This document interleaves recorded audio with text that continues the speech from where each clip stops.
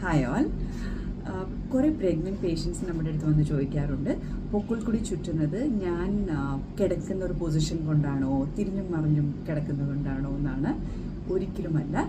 Baby കിടക്കുന്നത് യൂട്രസിനുള്ളിലും അതിൻ്റെ ചുറ്റും കുറേ ഫ്ലൂയിഡും ഉണ്ട്. അപ്പോൾ ഈ മദറിൻ്റെ ഒരു മൂവ്മെൻറ്റും ആ പൊക്കിൾ കൂടിയിലേക്ക് ട്രാൻസ്മിറ്റ് ചെയ്തിട്ട് ബേബിയുടെ കഴുത്ത് ചുറ്റാൻ ഒരു കാരണവും ഇല്ല.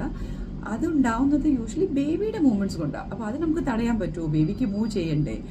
അതേപോലെ ഈ പൊക്കിൾ കൂടി ചുറ്റിയത് കൊണ്ട് ഡെഫിനറ്റായിട്ടും ആ ബേബിക്ക് സിസേറിയൻ ആവും, അതിന് പ്രശ്നം വരും എന്ന് പറയുന്നതും തെറ്റാണ്. എത്രയോ നോർമൽ നമ്മൾ ഡെലിവറി എടുക്കുമ്പോൾ ബേബിക്ക് 2-3 പ്രാവശ്യം പൊക്കിൾ കൂടി ചുറ്റിയിട്ട് കാണാറുണ്ട്.